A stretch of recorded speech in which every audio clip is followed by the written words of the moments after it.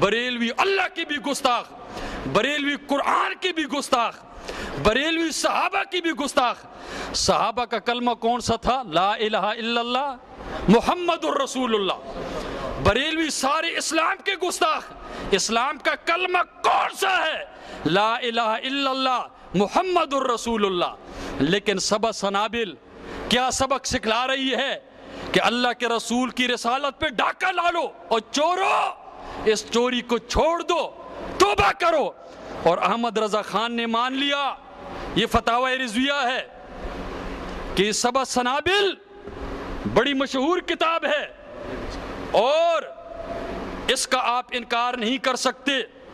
میں بار بار یہ کہوں گا کہ نوری صاحب، آپ کے احمد رضا خان صاحب نے فتویٰ لگا دیا ہے کفر کا کہ جو یہ کہے انا رسول اللہ وہ کافر ہے، وہ گستاخ بھی ہے، کافر بھی ہے۔ انشاءاللہ آپ دیکھیں گے کہ جو الزام انہوں نے ہم پر دیا ہے وہ قطعی طور پر غلط ہے، اور انشاءاللہ تعالی یہ بات ثابت ہوگی کہ گستاخ ہم نہیں، گستاخ یہ لوگ ہیں۔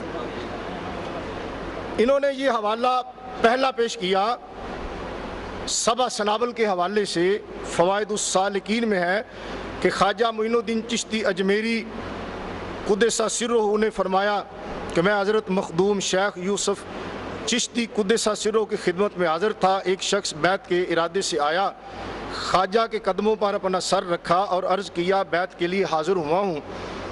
خواجہ پر کیفیت طاری تھی۔ یہ بات نوٹ کریں، مسلم شریف کی وہ حدیث نکال لیجیے، کیا کہ خواجہ پر کیفیت طاری تھی۔ ان کی میں وضاحت ذرا بعد میں کرتا ہوں۔ اور پھر فرمایا کہ اگر تم کہو کہ لا الہ الا اللہ چشتی رسول اللہ تو میں تمہیں مرید کر لوں۔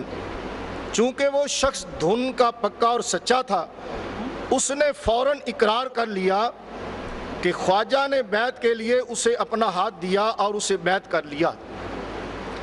پھر فرمایا سنو میں کون ہوں۔ کوٹی صاحب یہ بات آپ کیوں چھوڑ گئے؟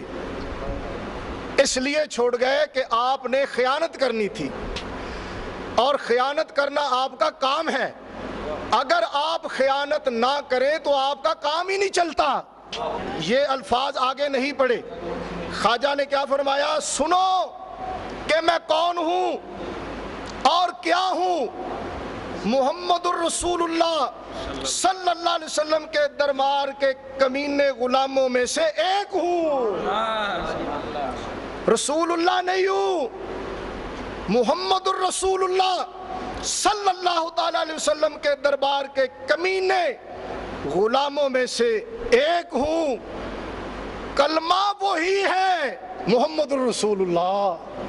خواجہ نے کیا فرمایا؟ کلمہ وہی ہے، محمد الرسول اللہ۔ اور جب خواجہ نے فرما دیا کہ کلمہ وہی ہے، محمد الرسول اللہ، اب تجھے فتویٰ لگانے کی کیسے جرت ہوئی؟ اور تو نے یہ یہودیوں والا کام کیوں کیا؟ تو نے یہ عبارت کیوں چھوڑی؟ اس لیے تو نے عبارت چھوڑی کہ اس میں تیرا جھوٹ ظاہر ہو جانا تھا۔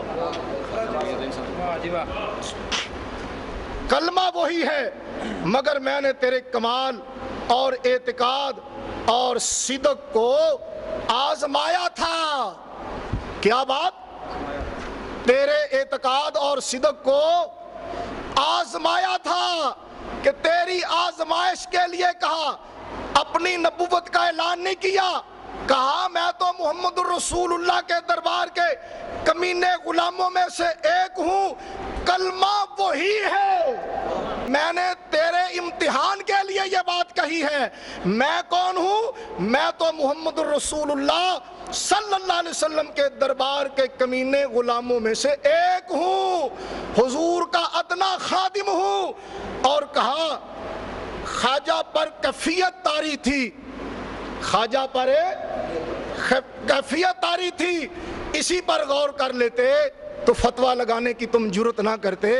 میرے بھائی مسلم شریف کی حدیث ہے، کہیں گے تو پڑھ دوں گا، مسلم شریف کی حدیث ہے، ایک بندہ اللہ تبارک و تعالیٰ کی بارگاہ میں وہ توبہ کر رہا تھا، فرط محبت میں، وہ فرط محبت میں، شدت کی خوشی میں وہ اللہ کی بارگاہ میں عرض تو کرنا چاہتا تھا اللہم انت ربی انا عبدو کا، اور فرط محبت میں، یہ بھی ایک کیفیت کا نام ہے نا، یہ بھی ایک کیفیت کا نام ہے، اور یہاں کے خواجہ پر ایک کیفیت طاری تھی، تو اس نے یہ کہہ دیا اللہم انت عبدی انا ربو کا، میں تیرا رب ہوں، اللہ تو میرا بندہ ہے۔ یہ حدیث ہے مسلم میں، اگر کہو تو پڑھ دیتا ہوں، یہ کیفیت پر ہے۔ آپ جی سند کے ساتھ پڑھتے ہیں۔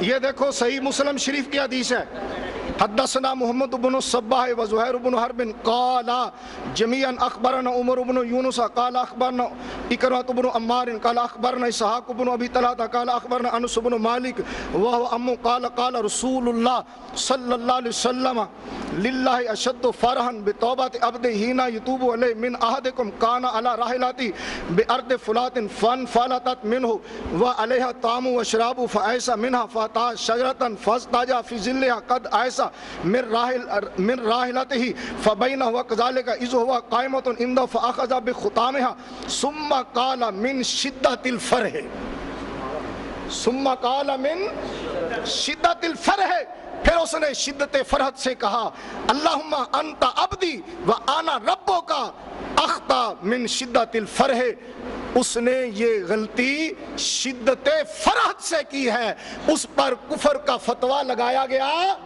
نہیں۔ یہ صحیح مسلم شریف ہے، صفحہ نمبر 355 ہے، یہ مسلم شریف کی حدیث ہے۔ یہ آپ کا اعتراض کا جواب ہو گیا۔